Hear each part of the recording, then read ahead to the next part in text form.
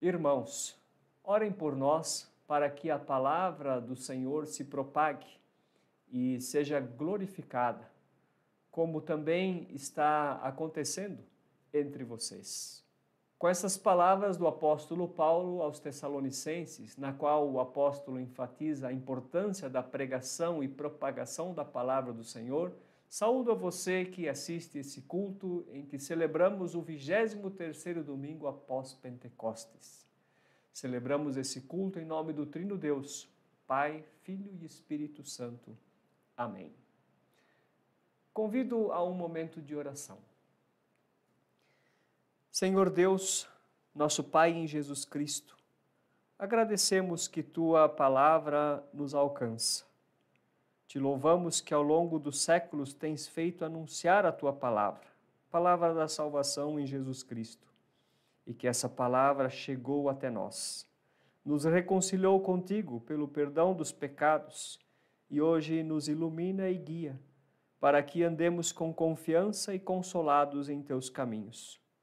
Concede que também hoje ouçamos Tua palavra e sejamos por elas fortalecidos, na fé, na esperança e no amor. Amém. Ouvimos um hino e após a pregação da palavra de Deus que será anunciada pelo professor Dr. Klaus Stang.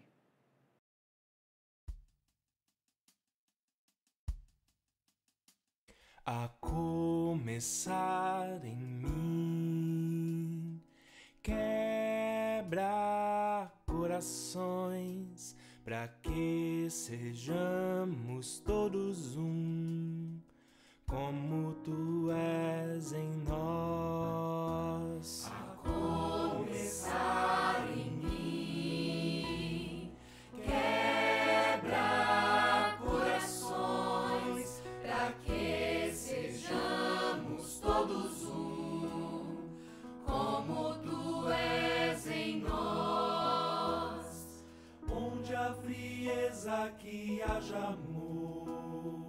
Onde há ódio, perdão, Para que Teu corpo cresça assim, rumo à perfeição.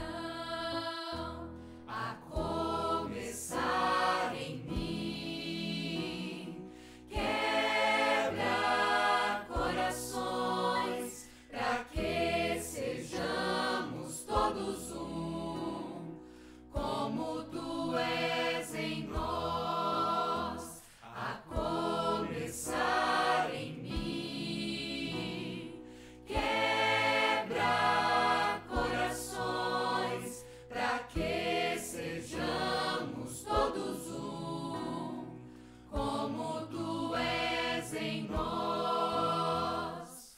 onde há frieza, que haja amor. Onde há ódio, perdão, Para que Teu corpo cresça assim, rumo à perfeição. Aleluia, aleluia, aleluia, aleluia, aleluia, aleluia.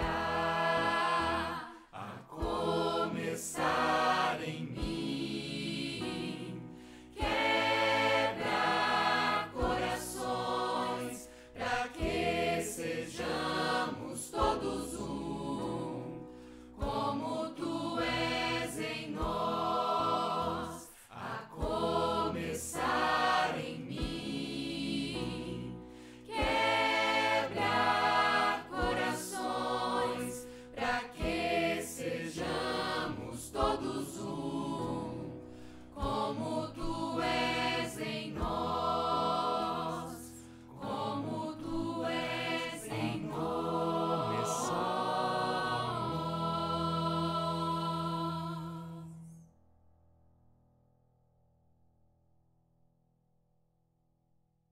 Olá, seja muito bem-vinda e muito bem-vindo a esse nosso momento de diálogo com a Palavra de Deus, de ouvir a Palavra de Deus.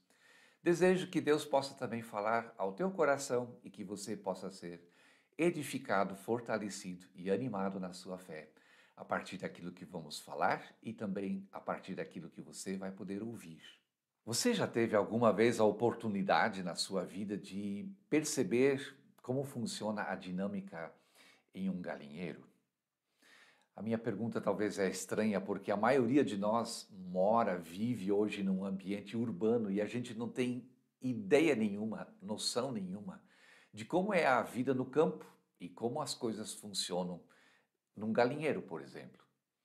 Mas se você tivesse a oportunidade de olhar, de ver, de perceber, você iria descobrir que à noite, quando escurece, as galinhas entram para dentro do galinheiro e é um alvoroço só, é uma bagunça só.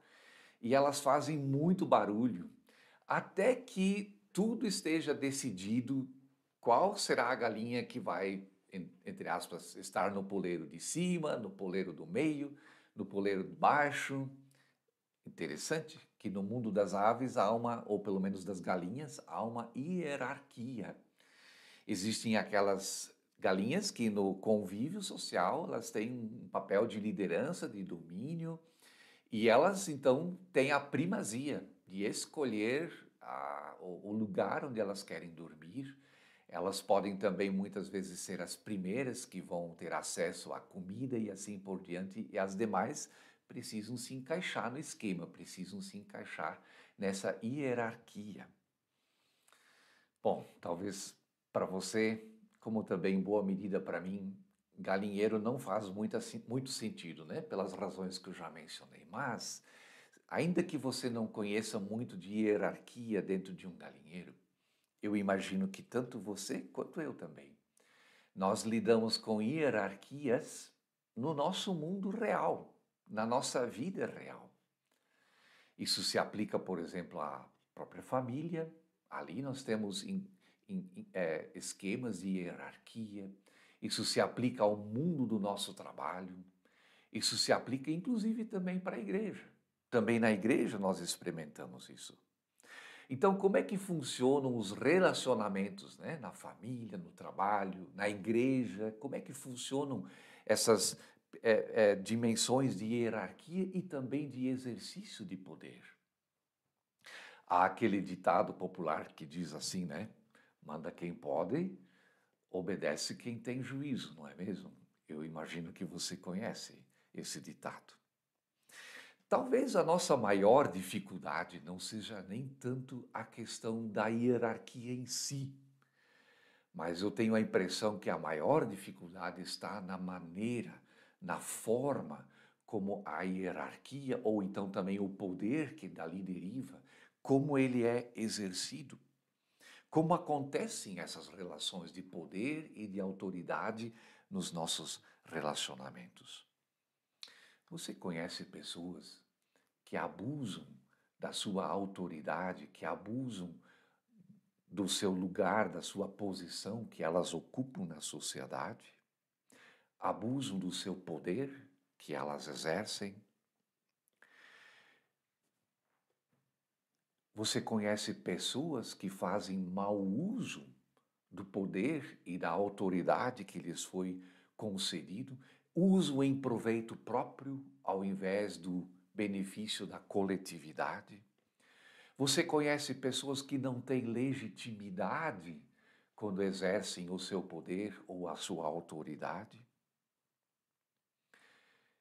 Que orientações a palavra de Deus pode nos dar quando nós precisamos exercer poder e autoridade?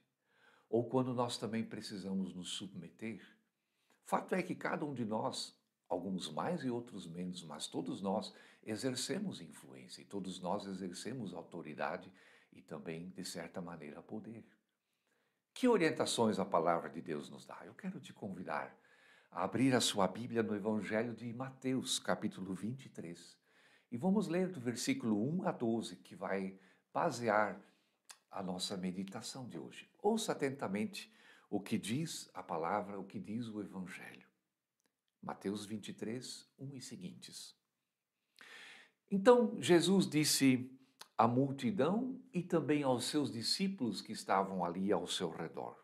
Ele disse o seguinte: Os mestres da lei e os fariseus se assentam na cadeira de Moisés. Obedeçam-lhes e façam tudo o que eles lhes dizem.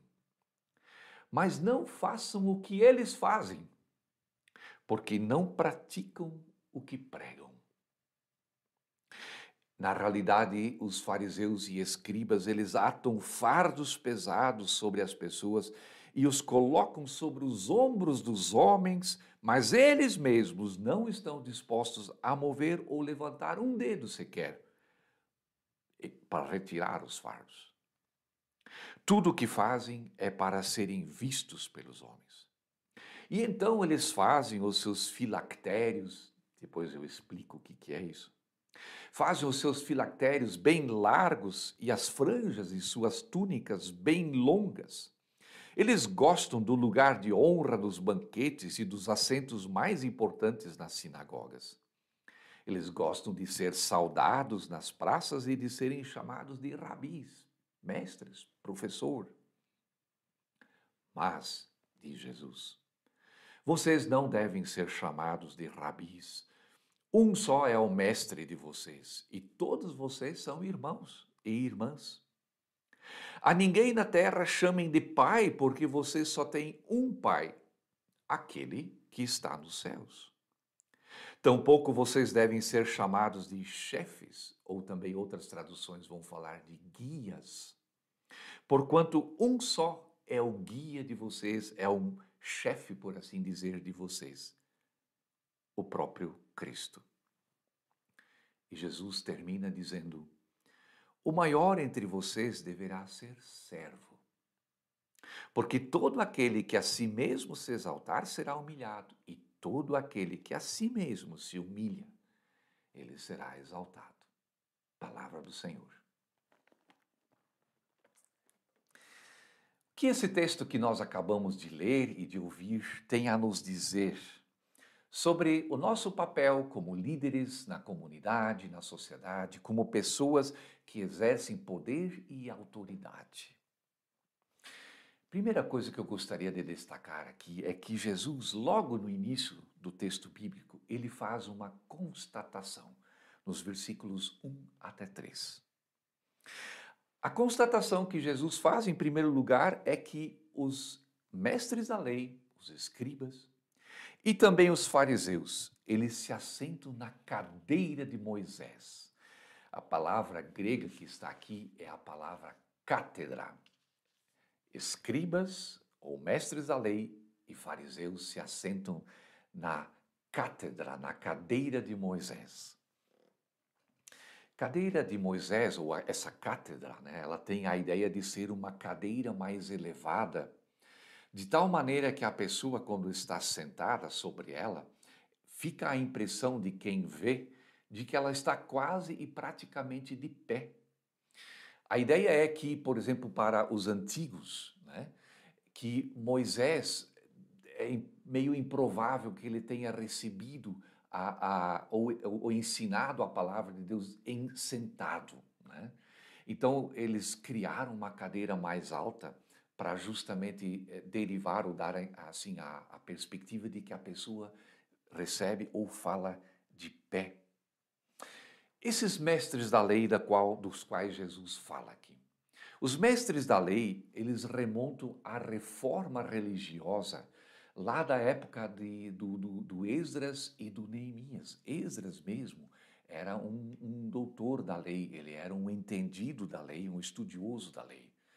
Então, lá por volta do ano 450 a.C., quando então os judeus voltam do exílio na Babilônia, voltam para Jerusalém, em meio às ruínas e aos escombros da cidade de Jerusalém e do templo também, eles redescobrem um rolo do livro de Deuteronômio, do livro da lei.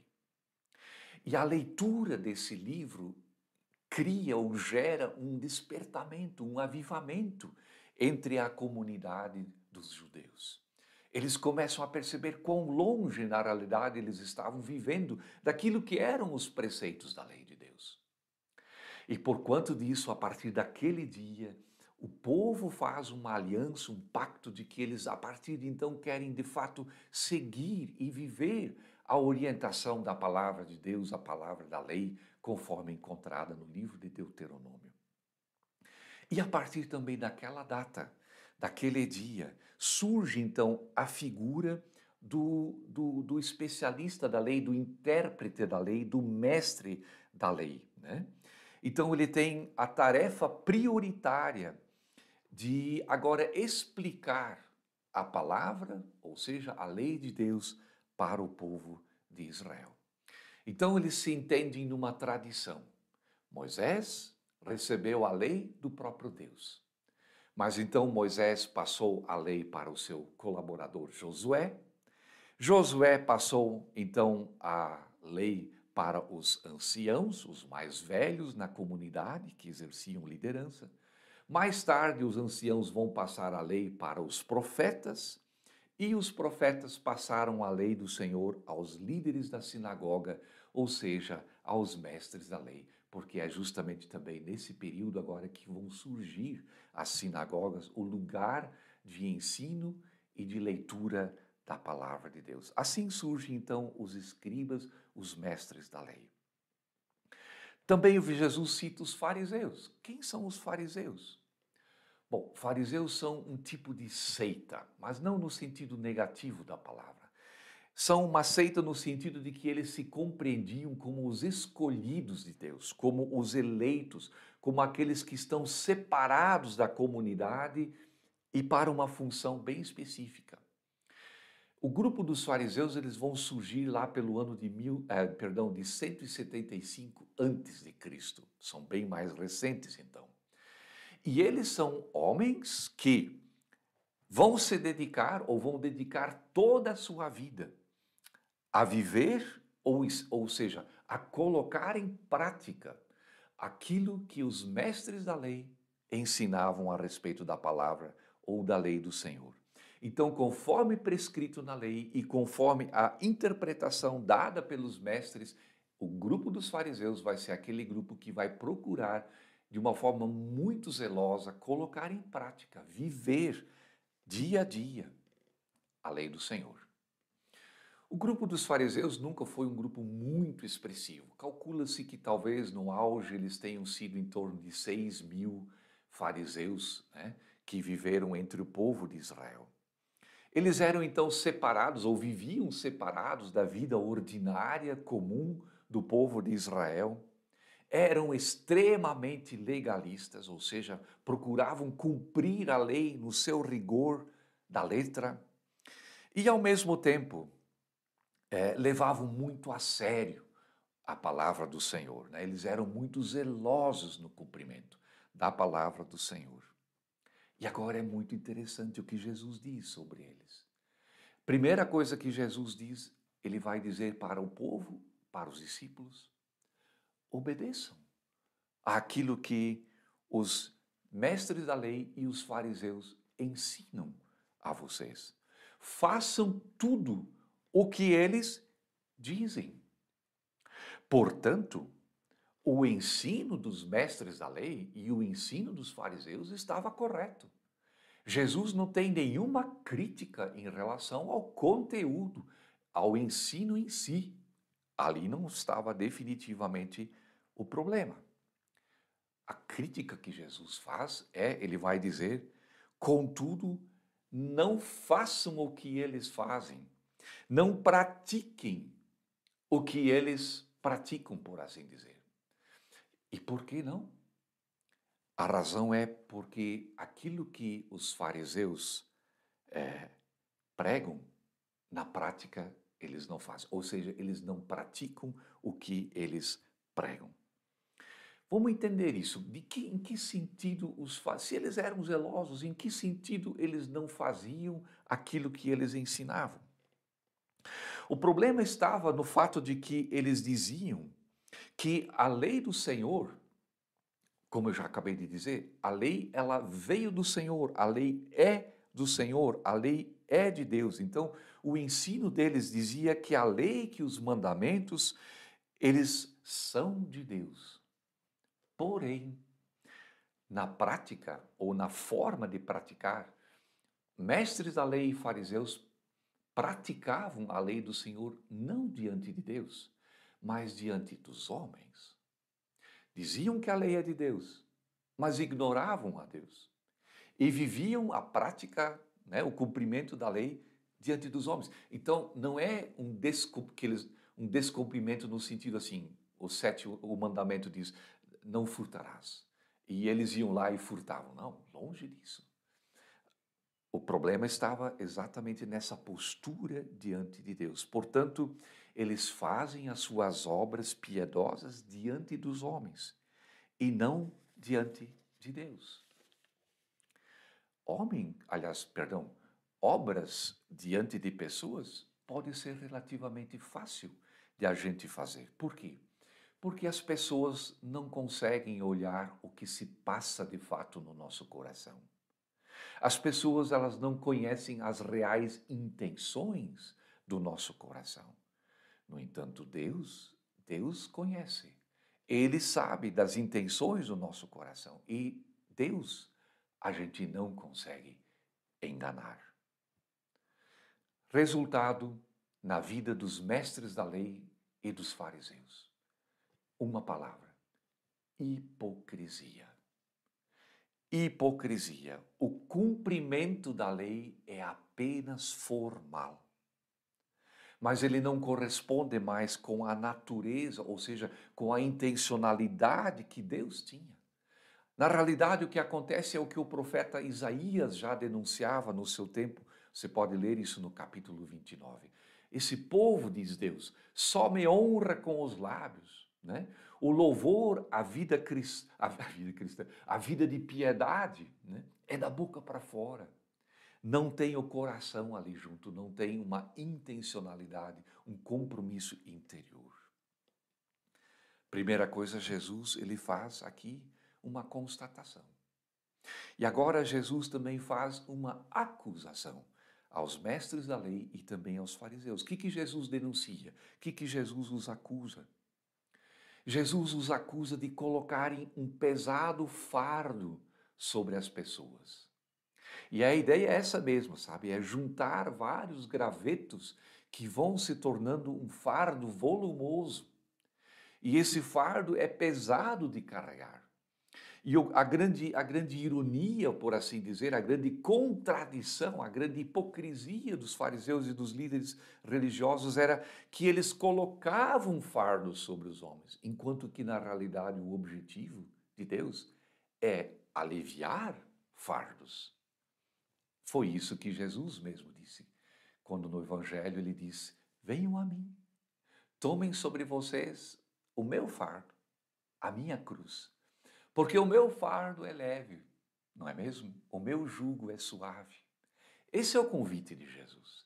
Esse é o propósito de Deus. Essa é a ideia e a intencionalidade de Deus. Ele quer aliviar e não colocar fardos maiores.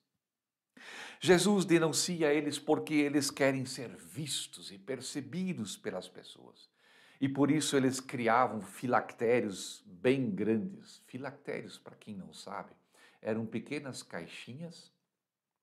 Na testa, eles fixavam essas caixinhas. Na testa, geralmente, eram 4 gavetinhas. E também aqui, aliás, melhor aqui, no braço, na altura do coração, também numa faixa, presa uma dessas caixinhas. E dentro das caixinhas havia, em cada uma delas, uma tira, um pedacinho, uma cópia da lei do Senhor. Eram trechos específicos do livro de Deuteronômio, principalmente que estavam ali nesses trechos, a gente diria de papel, na época era de pergaminho. Então a ideia era que a pessoa sempre lembrasse da palavra, né? Então numa pequena faixa debaixo do cabelo, né, havia ali aquelas 5 caixinhas e também aqui no braço. Só que os fariseus, eles faziam uma fita bem larga aqui e também muito larga na testa. De tal maneira que todo mundo reparava imediatamente, né, nesse exagero da fita que segurava aquelas caixinhas. A mesma coisa na sua túnica que eles vestiam, havia franjas nessa túnica, e essa franja que também a ideia era relembrar a palavra de Deus, então essa franja era bem larga, bem grande, de maneira que ela realmente chamava a atenção do público, de quem passava. Então ali que está, né, pessoal, exteriormente, né, se demonstrava piedade. O problema é que isso não correspondia com o coração. Queriam ocupar os lugares de honra, queriam ser saudados, tanto na rua pública, quanto também na sinagoga, né? Quem senta na sinagoga e onde senta era muito importante. Então, os mestres da lei, os fariseus, sentavam na frente, um pouco ao lado da leitura bíblica, de maneira que eles também podiam olhar para as pessoas. E queriam ser reconhecidos publicamente como professores, como mestres, como pessoas importantes. Terceiro, contrastando com o comportamento dos fariseus, Jesus faz uma proposta. Uma proposta para os seus ouvintes, para os seus discípulos e, por extensão, também para mim e para você. Qual é a proposta, qual é o princípio de Jesus para a minha e tua vida? Ele vai dizer, não chamem uns aos outros de rabi ou mestre, né?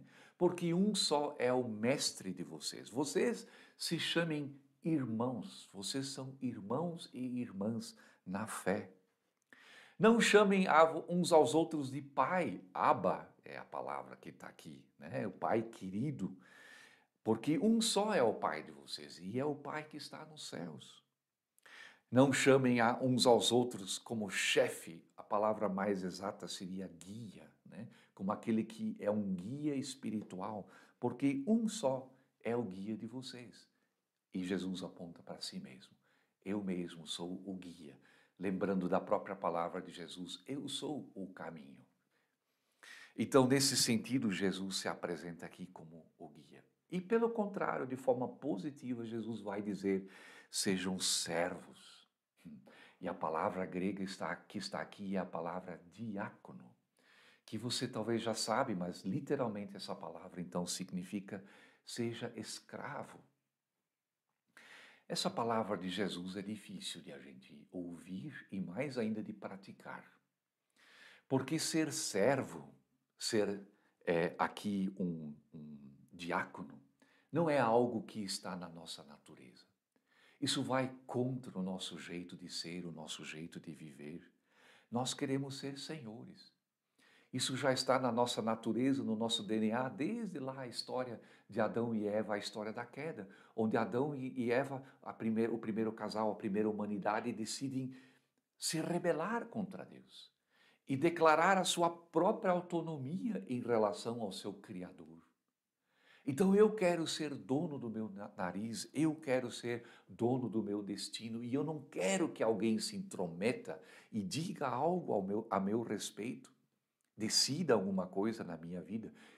E se a gente pensa assim em relação a Deus, quanto mais em relação a outras pessoas. Portanto, é necessário que a gente faça uma experiência de libertação. E no fundo, por que nós temos tanta resistência em assumir o papel de um diácono, de um servo? Porque por trás se esconde a nossa necessidade, na realidade, de autojustificação. A gente quer se auto-justificar diante de Deus, viver na justiça própria. Então, a resistência a um serviço é porque ainda eu procuro viver no princípio da autojustificação. Porque quem se entende e se compreende justificado por Deus, esse de fato é livre. Ele é livre de si mesmo, livre de ter que se apresentar diante de Deus, e ele então é livre para servir ao seu próximo, ao seu irmão e à sua irmã. Portanto, é fundamental que eu e você, que a gente tenha experimentado em primeiro lugar a diaconia do próprio Jesus. Só a partir dela, desse indicativo de Deus, desse indicativo de Jesus, é que eu também posso servir. Então, o convite de Jesus é que eu e você assumamos o papel e não só o papel, uma identidade de diácono, de servo. E diferente dos escribas e fariseus, ou mestres da lei e fariseus, que o nosso jeito de viver seja marcado pela sinceridade, pela autenticidade. Que o nosso viver seja marcado pela compaixão. Que o nosso jeito de viver seja marcado pela humildade. E é assim que Jesus também termina a sua palavra e o seu ensino. Ele conclui com o verso 12 dizendo: todo aquele que a si mesmo se exaltar, na realidade será humilhado. Mas todo aquele que a si mesmo se humilhar, no tempo certo, essa palavra tempo certo não está aqui, mas será exaltado. E a gente tem exemplos na própria Bíblia. A Ana vai falar dessa sua humilhação lá no livro de 1 Samuel, capítulo 1 e 2, e ela vai falar também da exaltação. A própria Maria, mãe de Jesus, no seu cântico, ela vai falar de uma serva humilhada, mas que no seu tempo Deus também exaltou. E o próprio Jesus, ele experimentou a cruz, humilhação de cruz, morte de cruz. Mas o domingo da Páscoa é o domingo da ressurreição, o domingo da exaltação. Leve essa palavra do Senhor contigo. Quem se humilha será exaltado. Que o Senhor abençoe a tua vida e o teu serviço, como diácono, servo de Jesus Cristo, servo dos teus irmãos e irmãs na fé. Amém. Nosso Deus diz: porque assim como descem a chuva e a neve dos céus, e para lá não tornam, sem que primeiro reguem a terra e a fecundem, e façam brotar para dar semente ao semeador e pão ao que come, assim será a palavra que sair da minha boca. Não voltará vazia, mas fará o que me apraz e prosperará naquilo para que a designei. Na certeza da ação transformadora de Deus na sua palavra, e para fortalecer essa certeza, receba a bênção de Deus. O Senhor te abençoe e te guarde. O Senhor faça resplandecer o seu rosto sobre ti e tenha misericórdia de ti. O Senhor sobre ti levante o seu rosto e te dê a paz. Amém.